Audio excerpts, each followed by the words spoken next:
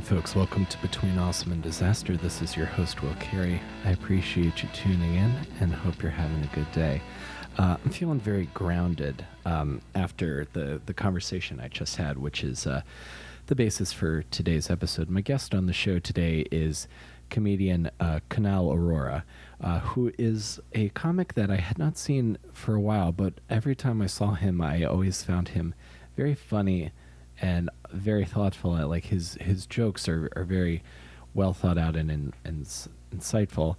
And part of the reason that I had reached out to him is because you may have remembered a few episodes ago I mentioned that I had done some traveling in India and Nepal, and Kunal had recently done some traveling in India as well. And so I thought that might be an interesting way to start the conversation, and he had also performed while he was over there, so I wanted to hear about his experience, as I am very interested in performing internationally. And it ended up being a really, really great, really thoughtful conversation. And he, if you're a comedian, if you're just a person who struggles on occasion, who's faced some hardships, Kunal has some very grounded perspective on not only comedy but on things he's experienced in his life, and it was really quite beautiful to hear him lay it all out. I felt like I felt differently about things while I was listening to this conversation. So I hope that if you enjoy this and this means something to you, and if you know it might mean something to someone else, I hope you share it, not just because I want people to listen, but because I feel like this could actually, be a positive thing for people to hear. And it was really great to sit down and chat with my friend Kunal. So let's just we'll just go right into it, and I'll talk to you guys a bit afterwards. And if you guys enjoy this, tell a friend. That's all I'll say. And thank you for listening. And let's go to my chat with comedian Kunal Arora.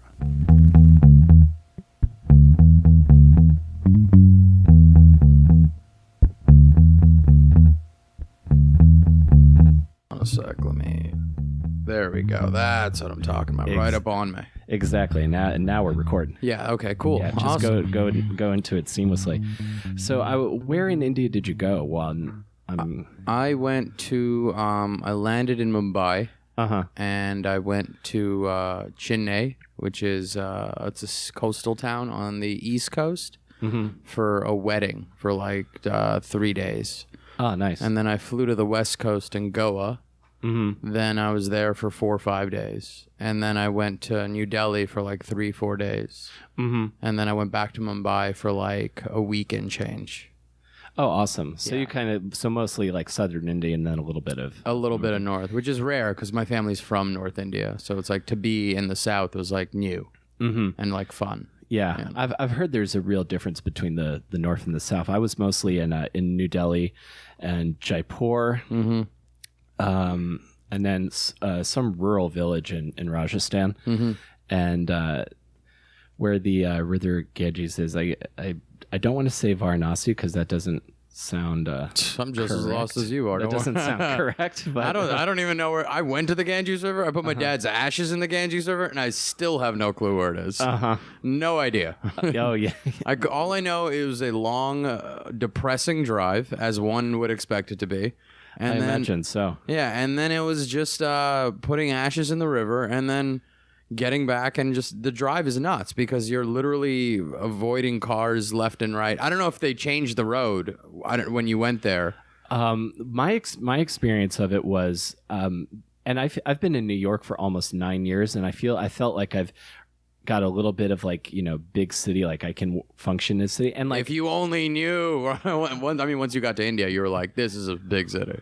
Yeah. Well, just like the crowds were fine, or like people coming up to me. I'm used to that, Right. Some mentally ill guy tried to grab a drink I had on my hand once, and I just pushed him back and said no. But the thing that got me, that wore on me a little bit that I wasn't expecting, was just the constant use of the car horn as a method of just not saying get out of the way or fuck you, but a way of saying I'm here, I'm passing to your right, don't move. Right. Or I'm behind you, you should move. Yeah. Like that kind of They use that horn all the time. Yeah. It's a lot, man. The city it's intense. It's too much. I mean, for me, you know, like I grew up in Queens, and I don't think like I'm walking around here coming to your place, and I was like, this is normal. This is beautiful. I love this. Yeah, you know? Yeah. Queens to me it reminds me a lot of the kind of more the suburban cities I lived in outside of Baltimore before I moved to New York City. Right. And you did you do comedy in India? Yeah, I did a weekend with. So I'm part of like this group called the American Born Desi Comics, and there's me, Akash Singh, Tushar Singh, Alingan Mitra, and I want to get this right, so in case they ever hear this. I was the last one to join, so you know, and I think it was started by Akash and Tushar. I'm certain of that, and then they had Alingan on, and then myself. And we did a weekend in Mumbai at this club called Habitat, which is an awesome comedy club. And it was great. We had 4 shows, all sold out, and it was a good time. Oh, that sounds great, man. Yeah. This is something I always like talking about because I've gotten to do shows internationally a bit as well. And I was lucky enough to just talk to Tom Rhodes, who's performs all over the world. What was your experience of the crowds in India? Did it feel different from crowds in the States, or was it not that different? Oh, I got a great story. All right, fantastic. Okay. So we decided to do a Thursday mic, right? Just to kind of like get acclimated. And meanwhile, these guys just flew into town like maybe a couple days before. Gotcha. And I think it was like the 26, 27, 28. I might be wrong, but it was Thursday, Friday, Saturday. So Thursday, we all decided to do the mic. I'd been in India for like maybe 2 weeks at this point, and I'm like writing notes and going like, oh, here's some smart observations. Sure. Right. And so then I get on, like first they're like, our next comic is the tallest guy here. I stand up. Assuming it was me, even though Tushar is taller than me. I don't even know what I was thinking. I'm still like, I'm not the tallest in our group. And then this other Indian dude walks in who's got to be like 7'2". Damn. He was insane. It was absurd. And then now I'm sitting down like an idiot. And then they bring me up and I just bomb. Like I just full on. It was 5 minutes of just absolute terror and horror. And none of it, I was pandering. None of it worked. Some Indian comic gave me advice, and she was like, "Don't pander, just do your thing." And I still pandered, right? And I was like, I'll just figure it out. I do comedy in New York, I'm fine." Right. And I ate it, and I got like I wasn't gonna stay with the guys. I was decided at the last minute to stay at my cousin's place. I grabbed my bags, and they were all hanging out like this. Like there was like a rap venue, Indian rap concert going on upstairs. And they decide to go check that out. And I go in and I get the keys from Lingon. I grab my bag. And I just sulked out of there. Sure. And I just went back to my cousin's place. And I remember writing on Facebook that I bombed so hard that it was like, you know, India and Pakistan have like nothing to worry about in terms of confrontation. This is a bigger confrontation. And it's so funny because Akash said the same thing in a video when they were like filming me bombing, which because they loved it. It was hysterical to them. And I just sat in the room for like 20 minutes eating, feeling like a bag of garbage. Oh, dude. Oh, that sounds horrible. Yeah, it was terrible. I felt such like absolute shit. And can we curse? I don't know if we can curse. Oh, fuck yeah. Okay, great. Fantastic. So yeah, and then I was just sitting there going, man, I feel like a complete idiot. And then Friday and Saturday went really well. Like I was really happy. Good. And I think that's the redeeming quality, right? Because if I just bombed all weekend, I'd be like, shows were fun. Shows were fun. Yeah, fine and fun. That's exactly how I felt about my set in Istanbul. It was, first off, it was on Labor Day in Istanbul. So I had spent the entire day walking through police blockades, convincing people that I'm not protesting, nor do I have any problem with the current government of the country of Turkey. Yeah. And we get to this sold out show, which can't be called a comedy club because stand-up could be considered critical of the government, and that's an issue in Istanbul. And I went up and I tanked the hardest I've tanked in maybe my life for 6 minutes. Like I got the classic like bombing flop sweat of course. going on. And what I managed to save it by telling a story about almost getting my ass kicked the previous week at a soccer match in Spain. Yeah. And then I told a story about trying to learn Turkish, and that closed really big. And then the other guy, and I don't know if this is how it is in India also, but the headliners in Turkey, or at least the guy I worked with, he goes up, crushes for an hour, and my fiance understands Turkish, so she's giving me the general idea of what he's talking about. And it's like, it's stuff that I would hear people talk about Friday night at Gotham, like, oh, people who drink wine, you know, they have these characteristics, those kinds of jokes. Yeah. And then he takes an intermission, takes like a 15-minute intermission, show starts back up. He resumes crushing for another hour. So it's like a 2-hour show with intermission. Yeah. And then at one point, this guy, his name's Mesut Shur. He very funny guy in Turkish from being in that room. And he goes up and he does crowd work with me. And I, of course, have no idea what he's saying. Right. And so he then says something about me and then gets this huge laugh. So I'm like, okay, I got another big laugh on this show. But I felt like the same way. I thought like, you know, bombing in New York would prepare me for anything. But no. that shook me. Yeah, absolutely. Because then you start to go, was this all a waste? Is everything that I've learned in New York just a complete waste? Like, were the chops that were supposed to come in handy? Like, everybody comes here. Like, I mean, I've been here, but like everybody comes here and they're like, oh man, this city's gonna harden me in a way that I've never been hardened before. That's what I thought when I moved here. Right, but you know, you can bomb in different places and it's just gonna have an effect. Yeah. And realistically, it's never been the city. It's always been you. Yeah. And that's the reality of it, I think. Yeah, I think so. And then like to think that like, and then to think when you're like going out, like maybe you get to the point where you're starting to headline. I don't know. I feel like you're probably there and I'm a few years behind everyone else. Mm-hmm. But you start thinking like, oh, I'm hardened from doing all these spots in New York. And then you go out like Friday night late show in like Des Moines. Right. And it's like a huge like pro-Trump, like working class kind of crowd, and you've got to entertain them. That sounds more challenging to me than making a bunch of like hip kids in Brooklyn laugh. You know, I don't think so at all.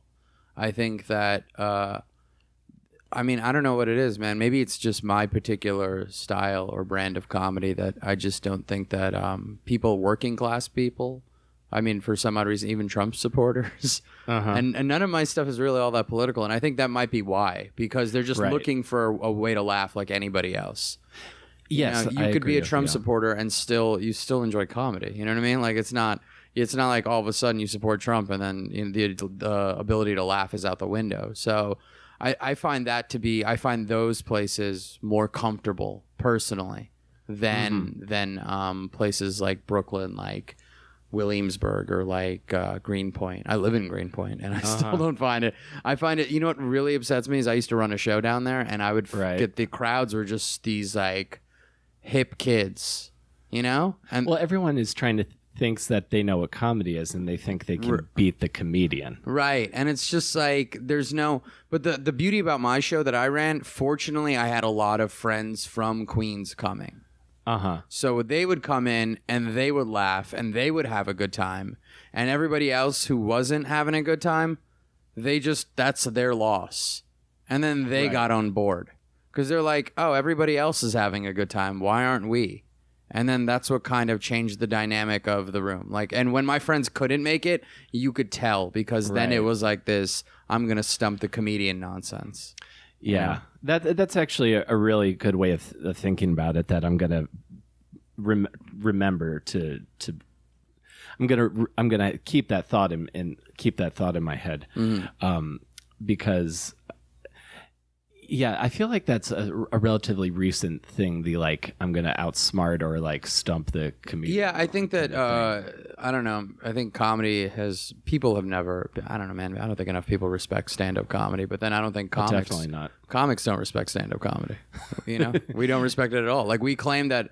I mean, and this is coming from a guy who's like a purist. You know, like I feel like I'm one of the. You know, I feel like I'm a huge purist for the art form. I think I would say that. Right, and thank you. And it's just like, but at the same time, you know, I think anybody would be like most. I mean, like 99%. If you said, "Hey, listen, I got this writing job for you," or "Hey, I got this acting gig for you," we'd be like, "All right, well, I'm out. Right. I'm gonna do this instead, and then I'll come back to comedy." But if you truly love it, you would do both, and I think that's the exception. Is that those that can do the both will, and those who just are like, "No, I'll just pursue this instead." Yeah. You know? Totally. And I don't know. I don't think enough people really value it. We're only using it as stepping stones to something else. Yeah. I don't even know what my stepping stone necessarily is. I don't think it's. I still think at the end of the day, I can only do stand up. Right. Well, anything else I do, like podcasting, is all in support of the primary goal, which is stage. Like, Right. Like Bill. Like how can I have some clout to get more stage? Because I don't, and I'm curious if this is what it was for you, but I remember being in college before I started stand up late. Right. But when I finally found it, I went, oh. How old? I must have been like 23. Okay, So- that's not late at all. Yeah. So I was 25 when I started. Oh, okay. So Yeah. you started in your 20s also, but Yeah. so I'm curious if this is how it is for you, and then I'd love to kind of trace this a little bit. I was going to school for theater, but I was like never going to get cast in leads. Right. And then when I found, and I was like, I loved Mitch Hedberg, and like I loved Dane Cook. I loved all of those comedians that were getting popular in the early 2000s. Dimitri Martin, like. And then when I saw that there was an open mic near my college campus, and I went, and it went decently, I went, oh, I found my thing. Right. So it was a relief Right. when I found that stand-up comedy was my thing. I was curious if it was similar for you. No. Okay. I did this is the thing. So I tried it in college. I took a comedy class. Mm-hmm. And I was like, okay. And I went to a couple open mics when I was in college. And I was like, I'm not going to do this. This is stupid. I have a girlfriend. I've got a job. I'm not going to pursue this outside of college. Like, I'm not going to do any of this nonsense to me. It seems ridiculous It does. to stand around at night with a bunch of, losers that I perceive as losers and just go, I'm not going to do this. So I didn't. And I think that was like 22, right? So 25 rolls around. I literally have done nothing in the meantime, just jumped from thing to thing. I ran a blog. I was doing videos. None of it was funny. The articles were mediocre at best. I think I was making maybe $40 a month off ads on this blogging website that I started. And I was just like, all right, man, let me give stand-up a shot. And a buddy of mine, Derek, said to me, he's like, man, I went to an open mic. I bombed horribly. Uh-huh. Same people who I'd seen before from those years prior remembered me and drowned me in the bucket. Oh, man. Where they put me last. And it was only years later did that person admit to me, he's like, you know what? If you thought you could be happy, I wanted you to suffer for it. God damn it. Right? And That's like, that's like soap opera shit. yeah, that's like movie villain Yeah, it's movie villain, right? kind of stuff. And he's like, yeah, if you think you could find happiness elsewhere, then fine. Let's see if you can deal with this. And I sat in my car and I cried. And I was like, I have literally nothing going on. And so then I decided I've never taken anything seriously in my life, ever. I never had a hobby that I really cared for. Didn't play sports. I think the only thing that I've done through the course of my life consistently is play Zelda. That's really it. So I just said, I guess I'll do this then. That isn't too. I mean, I don't think that's too dissimilar from what my experience was. No, it's not. It's not. Because I just found that Mine's just more dramatic. right. You had the guy who's like, and that, I feel like that's a New York, welcome to New York, the New York. Yeah, but he's the visitor. Fuck him. You know what I mean? Like, I'm the guy. I'm from here. Like, I shouldn't be getting this kind of nonsense. He shouldn't be like movie villaining me. I should be movie villaining him. Exactly. Yeah. So you're born and raised in New York City. Yeah, in Queens. Yeah, What part of Queens? Flushing. Flushing. Yeah. I love Flushing. Who doesn't? Anyone who says otherwise is an idiot. Yeah, I agree. You've clearly never been there because it's far, but there's so much good food out there. It's a treat, man. It's amazing. Yeah. Okay, so you grew up in Flushing. What was your my only understanding of Flushing is the Chinatown, but does it still feel like city when you get to certain parts of Flushing? Does it get more suburban? What was your home life like? Like, okay, so there was a bigger Indian population and a bigger Korean population back in the 80s and 90s. Right. And then I think that Koreans slowly moved out to Long Island, Indians slowly followed, and but it was still like, man, it was every race other than, I guess, white people. Right. Yeah. I grew up in like what would one consider, I guess, a utopian society because there was no such thing as a majority. Yeah, even though there was an overwhelming amount of Chinese people, there was still no such thing as a majority. Yeah. So it's very, I mean, don't get me wrong, like upon retrospect, I realized that there was racism and definitely a lot of bullshit. But at the same time, like it was pretty solid to live in a place where you didn't feel necessarily like, you know, like I remember talking to friends who went to school where there's like 4 Indian people in the whole school. And then like 2-3 Asian kids, and then everybody's white. And like that's like nuts to me. You know, there was a white guy there's this guy, I remember he's like, oh, he tried to like put this on us. He was like, oh, he's like, man, you guys are just like Asians or whatever. I'm white. And we're like, your name is Igor. Like, you were Russian. Yeah. You can't pull the white card on us. Like, your grandmother has numbers on her wrist.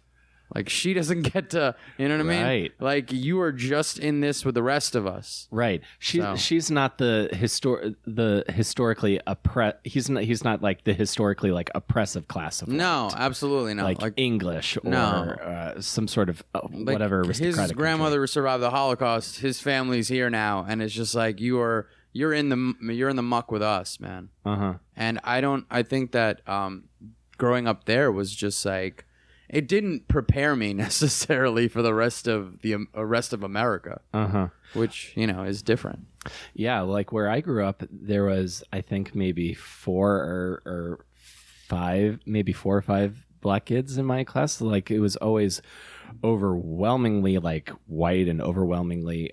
I don't know how the different sects of Christianity break up, but I do know there are a shit ton of churches where I'm from. Yeah. What is that, Baltimore area? Well, my hometown is like an hour and a half south of DC. So we're talking like where the Chesapeake Bay and the Patuxent River meet. So like rural. Yeah, that's out there. Yeah, basically like all of the lobbyists, that's where their summer home is. Like everyone who's a lobbyist in DC. I think I did a gig out in like that rural part of, you know, that between the Virginia, Maryland area that like again, near the water. And it was just very, very like country. Very, very much so. Like to drive to my mom's house, you drive by ton of horse farms, ton of tobacco farms. They still farm tobacco. That's crazy. Down there. It's like, and I said this recently when my fiance, who's born and raised in Brooklyn, that's cool. When she went to visit my family for the first time, she started to lose her mind a little bit after like 3 days. Yeah, of course. Because I'm like basically one step away from like being off the grid. Yeah, right. Absolutely. Where in Brooklyn was she raised? She was born and raised in Crown Heights. Right. Okay. Back in the 80s, 90s. Yeah, which is like a dangerous place. Yeah. And now I go in and it's like, oh, there's all these nice restaurants, and she's just like, no, that was a crack house. That was also a crack house. Someone got stabbed there. Someone got raped there. You know, the whole thing. You never left your block in Queens, because I've said that that's the place where you're least likely to be mugged. Right. I mean, because the people who are on the block mugging people, they're like, oh, wait, you're like a local guy. We're not going to mug you. We'll mug somebody else. Yeah, we'll mug someone who came from Corona. Yeah, right. So it's just like someone who doesn't know. And that's the best. That was like great. Like, I've been mugged a handful of times in Queens. And it's just like, you know, it's just what happens. Yeah, it's just byproduct of the environment. Yeah. Okay, so Flushing has a little bit of violence going on. But are you an only child? Do you have siblings? I have an older brother who is a doctor. Doctor. Okay. Yeah. And what did your folks do? I know you said your dad passed. He was both my parents were hospital accountants. And it's very odd because like this is the thing. Like I remember asking my mom about this because my mom has an art degree. She's a master's in art. My dad finished 10th grade. Like it doesn't even have a high school degree. And I was like, how do you guys end up both being hospital accountants in America? And she goes, I thought there'd be like some sort of like, you know, like, oh, we got our CPAs or something. My mom just looks at me and goes, it's because we're Indian.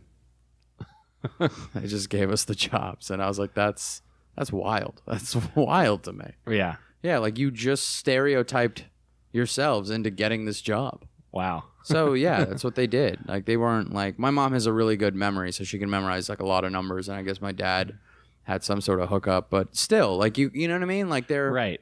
Yeah. It's like you figured you would need a little bit more than 10th grade to be able right? to be an or like a accountant. master's in art, like but you know, that's nuts. I don't know. I've been thinking about like their whole experience here. Like imagine like learning a language because you have to, man. You're just thrusted into this place and the only person you could speak to is your husband. I mean, for fuck's sake. I mean, how much quicker are you going to learn a language? Right. You know, like it's like I need to talk to some other people. Right. You know what I'm saying? No, totally. If I realized I thought about this yesterday, and I don't know where, maybe it could be something on the stage, but I just said that like a lot more immigrant relationships would have ended if under the exit sign they said the same word but in different languages. Like that's where it is. Oh, that's funny. You should definitely do something with that. I think there was might be something there. Yeah. Okay. So and I'm assuming both of your parents immigrated from India. From yeah. India. Yeah. Okay. So you grew up in Flushing. You have one older brother. Yeah. And I don't want this to be like the norm where people think that having I'm one of, like my mom's one of 10. Mm-hmm. My dad's one of 4. So I think in total we have 33, like the next generation, right? Gotcha. Yeah. So there's 33 kids. My brother's the only doctor. That's it. So he's the first doctor on both sides of the family. Like we are not like, oh, my dad, you know, like I said, they're not like super educated people. Right. Did your brother go to med school, or did he they look at him and go, okay, you're a doctor? Sorry, it was there. No, absolutely. That's so funny. He went to med school in Grenada, and and then he got his, he also has his master's in health administration. The guy he's a beast. Awesome. He specializes in sleep apnea. I'm super proud of him. Oh, that's great. That's great, man. And so where does the seeds of comedy start for you? Does that start early, or does that not take... I mean, later? When I was in, like, I came, I took this classic comic strip when I was doing, I did a semester at home because I had to take care of my dad. He wasn't doing well. And then that's when I was like, all right, cool. My college roommate, who ended up is like now one of my best friends, this guy Derek, was like, yeah, you should do comedy. And then it wasn't until 25 where I was just like, all right, I'm going to do this now. My mom moved to Belrose at this point. My dad had already passed. And did you go to school in the city? No, I went to school upstate New York in Albany. Gotcha. But like I did a semester at Queens College, and like every Monday night I would go to comic strip, and I took the class with D.F. Sweetler. I was going to ask if it was D.F. Sweetler. It was D.F. Sweetler. I like how he just like, he talks, like whenever I run into him, he's just like, he's like, you know what, speaking to him it's like speaking to a dad who had a fallout with. I was like, I still do this. I'm still out here. You know? Right. And he's just like, how are things? Things are good? Yeah, I'm like, things are good. He's like, good to hear. Yeah. Well, because that's like his spot is the strip. I've never absolutely seen him anywhere else. No, of course. He doesn't go anywhere else. So, and then he, and then I was like, I'm not going to do this. And then I start doing it at 25, and I just didn't stop. You know, I moved from Belrose. Like my mom lived in Belrose, which is like the last stop in Queens, like the last town in Queens. Gotcha. Before Long Island. And then I said I was going to move to the Village, and I found this apartment with a comic and a rapper. And nice. That's a good setup. It was a good mix. The rapper's name was Prem Rock, and the comic is Charles Gould. Charles Gould. I haven't seen him in forever. Yeah, he's in L.A. now, and like the funniest guy in the apartment was the rapper. Still is. He still is the funniest guy comparatively to me, and like me and Charles will both admit it. Right. That's interesting. You bring that up. I've had a couple rappers on the show, and one of them has a background in doing stand-up comedy. He did like stand-up at open mics in San Francisco, working up, like transitioning from being a drummer in punk and metal bands to getting on the stage as a rapper. Yeah. So I found that really interesting. I mean, we're all just trying to find our creative expression. You know, sometimes I think like maybe it's not stand-up, maybe it's rap, and I'm like, what am I, an idiot? It's definitely not rap. Yeah. No, I do not have the vocal strength to be a rapper. I'm too soft. Although there's this, are you aware of this trend of emo rap that's happening right now? No, I'm not. And man, I can't wait to hear about it. Oh, dude. I feel like it's going to be so funny. I'll play you something after we get, I'll send you some links after we get out. But there's basically the two big ones there's this guy Ghostmane, and then there's this other guy I like named Lil Lotus. Basically the dude that would have formed like a hardcore band or like a punk band, and the guy who would have formed like a pop punk band or like a screamo band. Yeah. But instead they're rappers. Of course. So it's different. Like the songs are all like 2 minutes long and they're mostly verse. Yeah. But it's kind of interesting. I'm trying to be opened up to it because I mean, I think like a lot of music is starting to blend in that way, right? You'll see like I remember when AFI, like the lead singer Davey Havok, he did like this, like sort of like this instrumental, like beats, centered around beats, kind of.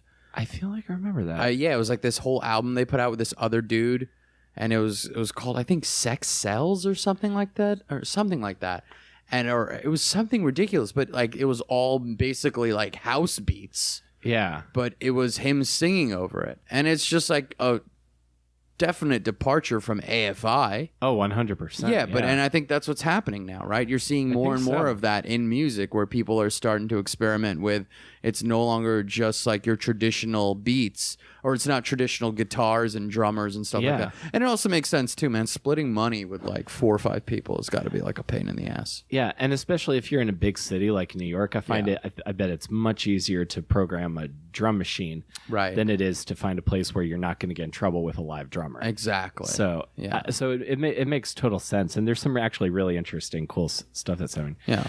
Okay, so you started the comic strip, and then what year was this? I'm curious, like who else was around? Let's see. The year that was when I was in college, when I took the classes at comic strip. So that was 2006 or no, 2004. 2004. Okay. Yeah, 2004 is when I took the class at the comic strip, and then I did it for a little bit, and then I said, I'm not doing this.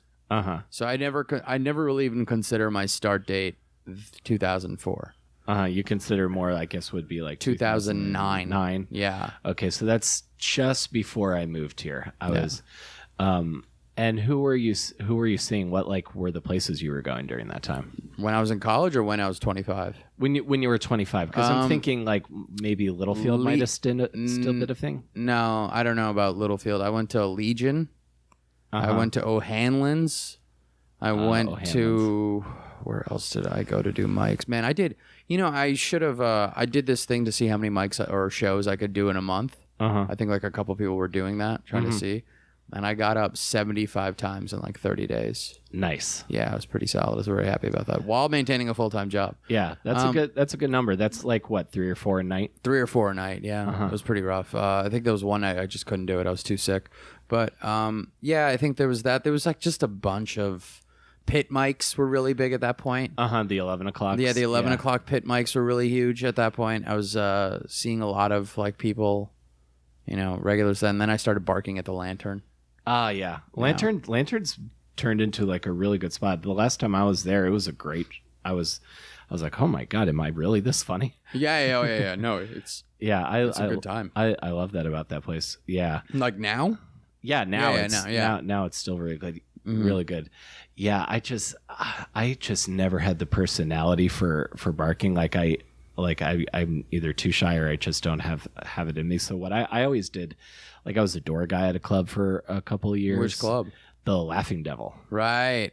Yes, I remember I heard that on Kevin, the episode with Kevin McCaffrey. Yep. Yeah. I used to see him all the time. I remember seeing you there too. I remember like not often, like just a couple times. But yeah, I feel like I remember when you came in. I saw so many people come through, and there was always that little bit of like, don't forget I do stand up also. Of course. When you work at a place that does comedy, it's so easy to be seen as that person. That's, and it's just comes with the job, right? Like if you bartended at the Creek, for example, people were like, "Oh, it's the bartender." He's like, "No, I do comedy." Yeah. And it's like, oh, okay, I guess the bartender does comedy now. Like people are such shitty about it. I know. They'll never forget that part. They're like, oh, hey, the door guy does comedy now. It's like, no, I was doing comedy before I was a door guy. Whatever, door guy. People are animals.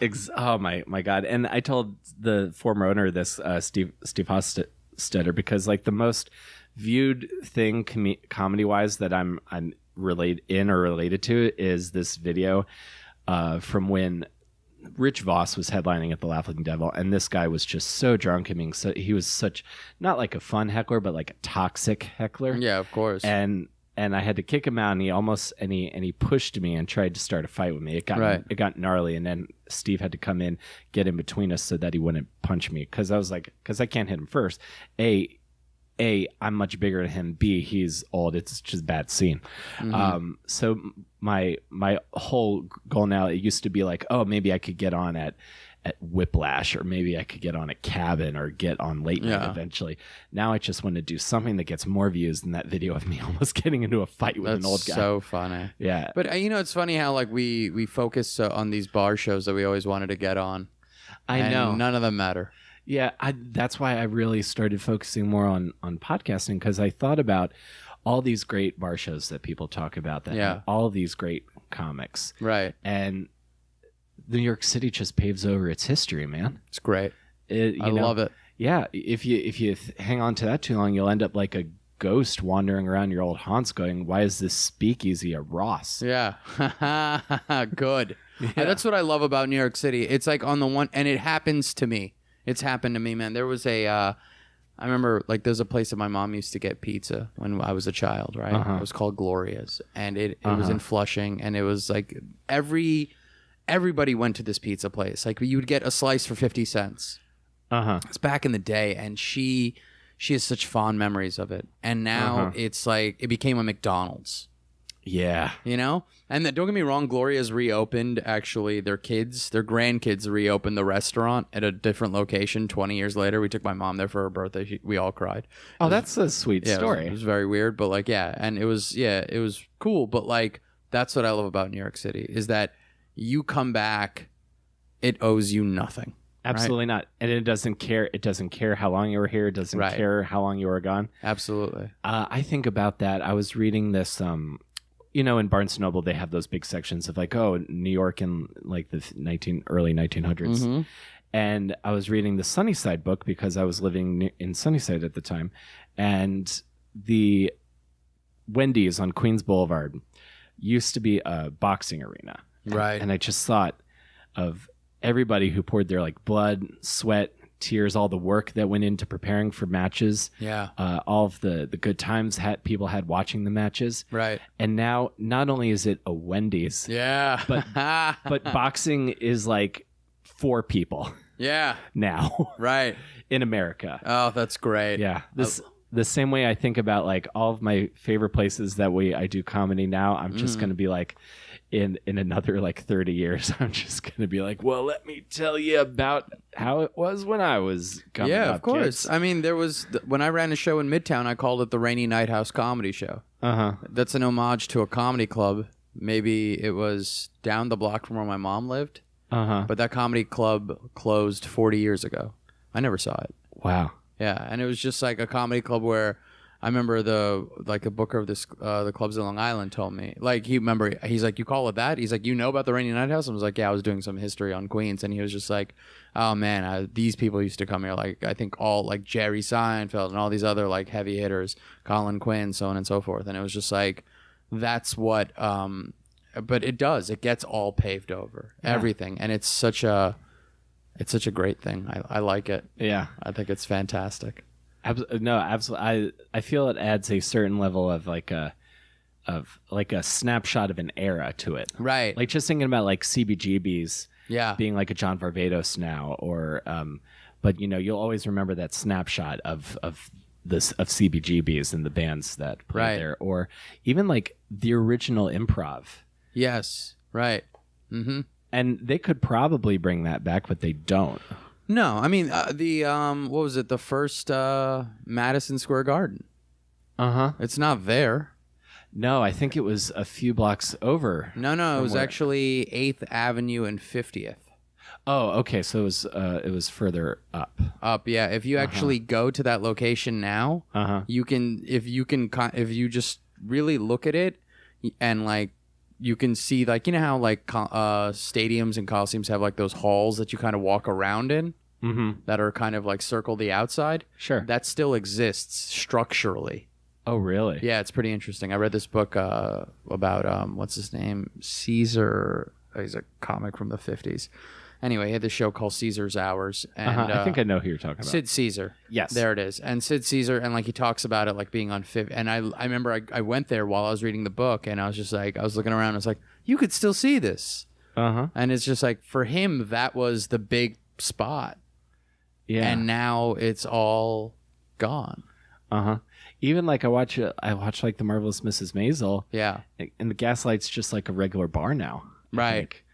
Yeah. That's great. Yeah, it's fascinating, but it also gives me a sense of I need to create something that's, if not physically tangible, is at least like tangible on the internet somewhere. Well, I mean, this only lasts as long as you keep paying for it. Right. So that's true. Right. You know what I mean? Like, I always thought that I would have this, like, I mean, you forget to pay that Libsyn account. It's over. It's all done. It's all done. If I lose the hard drive, it's all done. Yeah. So it's like, how permanent can it really be when it's just a monthly fee? I mean, are you going to pay this well after your death? You know what I mean? Like this is part of your estate planning. Like, do you really want that to be the case? Where it's just like somehow you're like, listen, in my will, I want my kids for Will's will. I'd love for my children to pay my Libsyn account for a podcast and burden them with that bill. What a horrible situation to put them in. That's when best case scenario. I'm popular enough that I've been bootlegged by a bunch of people. So yeah, really, that's how I'll live on, is through bootleg. We can only hope. That we all live on through bootlegging.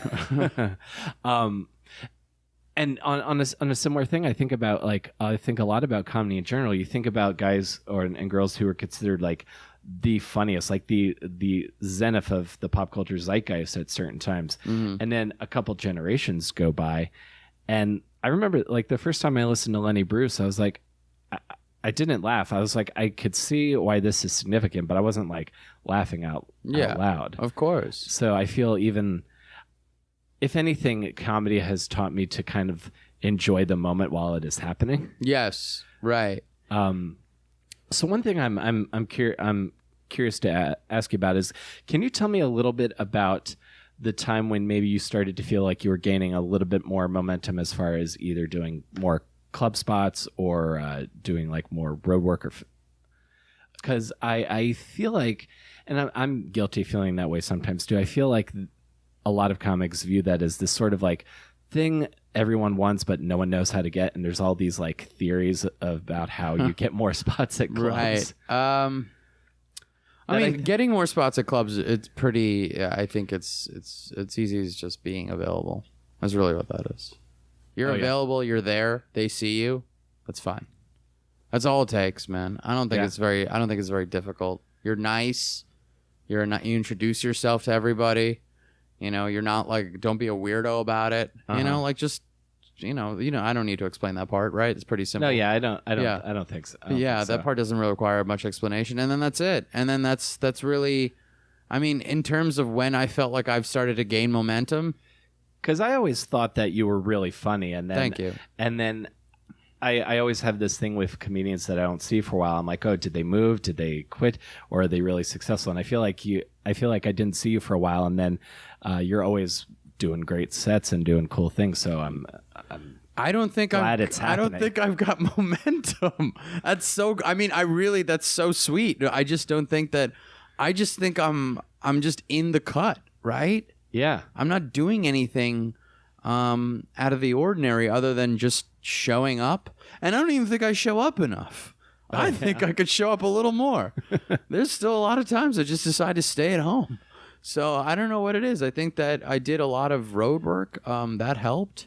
That helped, build up my chops in terms of longer sets because I'd string them together a little better. Sure. And then the rewrites are always helpful. That's a huge deal. I think the rewrites are very important. Or reconsiderations of your sets. Yeah. I think that's also very important too. I don't know. Keeping it an ever evolving thing. Never like thinking that joke is 100% done. But then you also have to learn to let it go too. Yeah, or else you'll go insane. Right. Like I've seen that. Yeah. I've seen comics work on jokes to the point where the jokes, you literally have watched a joke go from nothing, reach a pinnacle of really incredibly funny, and then through self-doubt, through insecurities, find a way to unravel the entire joke. And it is something that you don't forget. And it's, I think that's a huge lesson I learned. Wow. And I don't know, till this day I think about that often, about that particular comic. Oh yeah. Yeah, I mean it's wow. Because it's you just take what you can, and then there's so much more to get jokes out of. Yeah. Life is so ever expanding. There's so many things out there. Oh, 100%. And one thing I hit because I was definitely hitting rooms super hard when I first moved here, and then I hit a certain point where I didn't want to become the open mic comic whose all of his comedy is about open mics. Absolutely not. Becomes like super inside baseball. Yeah. I was never the best at open mics, man. I didn't win open mic challenges. I wasn't an open mic hero of any sort. It just came down to there were places that were booking me, and I went there. Yeah. And those places that liked me, when you're liked at a place. Right? Oh, definitely. Like I think that we've both been doing it long enough to figure that out. Like when I go to New York Comedy Club, I feel comfortable there because and I'm just started working there. Oh, cool. And it's not like I feel comfortable there because everyone there is like cool with me. I'm cool with them. Everything's cool. I'm not there. I'm not working there all the time. Don't get me wrong by any stretch of the imagination, but I feel comfortable there. So, and by the reputation that the interactions I have with these people, I'm like, okay, cool. This is a good environment for me. But you just got to find that environment and kind of go there because there's a million people that are going to tell you no. Yeah. So many. I mean, you could drive yourself crazy. I talked about this with my therapist today, and I'm going to let you in on this little situation. Okay, this is good. I told him that, ever been broken up with? Yep. Okay, right. Great. It's a perfect place to start. And you know how your heart is broken? Yeah. And it's just that stomach ache that kind of hits. Yeah. Right. And you're just you're replaying everything. You're replaying the scenario. You replay what she wore. You replay the circumstances which she came in. You replay fights before, disagreements, things you said. Yeah. And this breakup is just tearing at you. And it's like, man, you thought everything was going good. And meanwhile, it's all falling apart. And then it just shatters in your hands. But that instance in which it shatters is just one point in time. Meanwhile, your life continues on. Right. You're still breathing. You're still eating. You're still beating off. Yeah, life is going on. And it's like, I've looked at breakups since, when you can put it in that way, you're like, oh, a breakup is just one small instance. And that's it. And comedy, to me now, is just a series of small instances. That's all it is. Yeah. And if you let yourself, like, it's going to rain on you, right? Right. You know, like, I think what Joan Rivers said, it's a comedy about who can stand in the rain the longest. Yeah, sure. But it's about what you do with that. Do you change your clothes? Metaphorically. Do you get an umbrella? Do you get an umbrella? What do you do to protect yourself against the rain? How do you express yourself with that rain still there? What happens when it stops raining and the sun is out, but you're still damp? Do you let that carry you everywhere you go? Or do you just look at each instance as just that particular instance? It's already happened, and now you're past it. And if you do, I think it's a better way to live. Oh, absolutely. I feel like I hope a lot of people hear that, because that's like a beautiful perspective on this thing. Thank you. So I'm glad that you have that, and I'm glad that I have that now as well. So. Shout outs to Dr. Jesse. Does they do a lot of comedians, and then I'll get you out of here. Yeah, sure. Does your therapist see a lot of other comedians? I've seen the therapists that have seen other comedians, and I benefited a lot. You know, in fact, there's a husband and wife couple, right, in Midtown, in like Upper West Side, that see like a bunch of comedians, and I'm not against that in any which way. In fact, the wife, she's a therapist, you know, as well, and she really helped she gave me a lot of tools to deal with a lot of, like, I think like a good therapist, they give you tools, they show you how to use them, they show you how to sharpen them, and then you go on your way. I don't believe you should come to you should be going to your therapist for the rest of your life. Yeah. I think that if they create a reliance, if you have a reliance on them, something's not right here. I don't know what it is, but something to me doesn't seem like it's working, because the point is to heal, right? It's not 100%. It's not to just, I'm going to see you for the rest of my life now, and that's how this is. No. So what Beverly gave me was a set of tools. She helped me contextualize my father's death, a couple major breakups. My grandmother's death, my mom's pain, this girl that I was dating for 5 years when her mom passed away from cancer. Like, she helped me understand put that into a place where I didn't carry so much anger and hate and, frustration. And I stopped going because the tools were ready to be used, man. Yeah. And I started going to a new therapist because the person I live with now,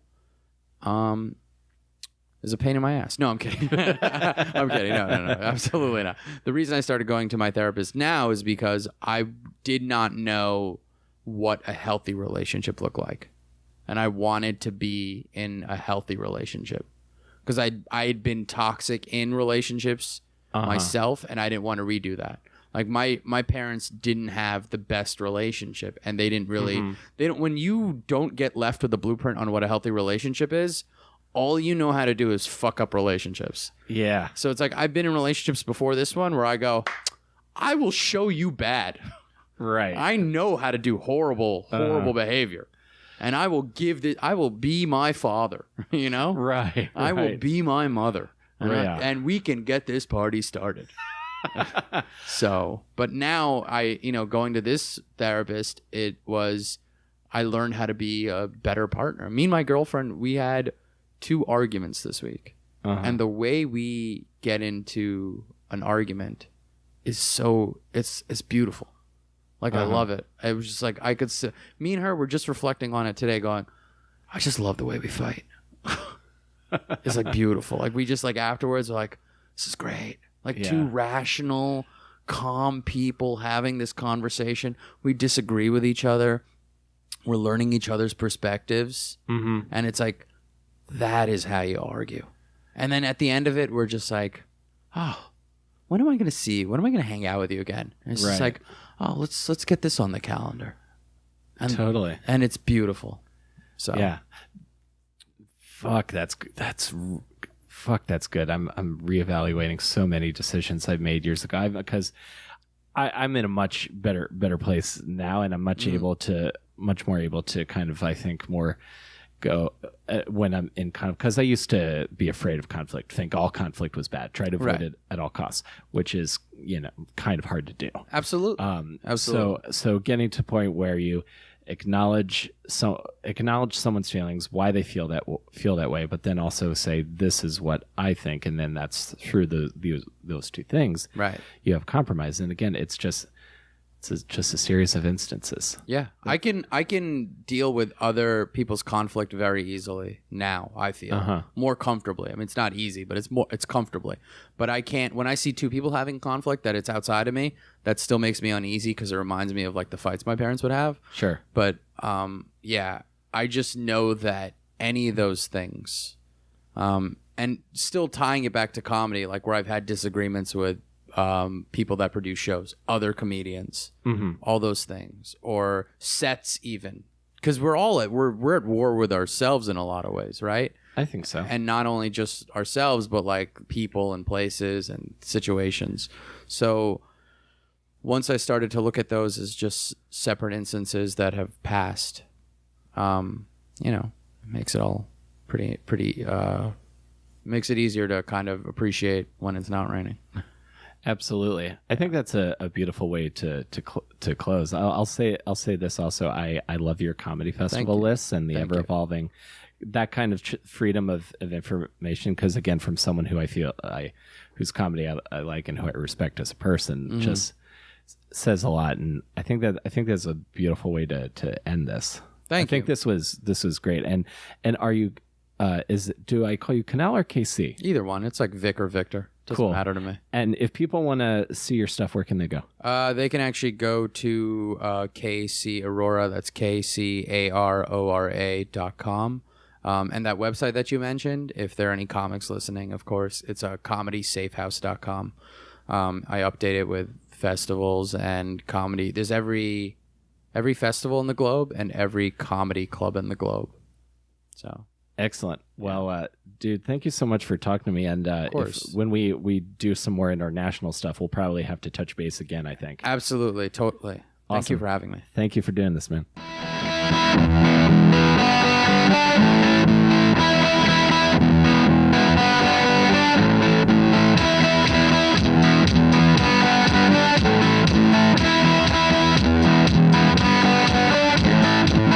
I don't know how you felt listening to that, but even as I was in the middle of the conversation, I felt myself rethinking things that I've experienced in my life, as well as getting some perspective on some things that maybe I had felt a little differently on at certain points in my life. So it was really special, and it was really great to be able to sit and have that chat with Kunal, and I appreciate him taking the time to talk with me. So Kunal, if you hear this, thank you. And if you enjoyed this show, and if you feel like you know someone who might want to hear this, tell a friend. We are on iTunes and Stitcher. You can add us to your favorite playlists on Stitcher, and you can subscribe on iTunes. That helps boost the presence of the show. And that's all I've really got right now, because I feel like this kind of episode speaks for itself. So I'll just say thank you very much for listening. And if you want to tell a friend, thank you again. And I will see you folks next week between awesome and disaster. Take care, everybody.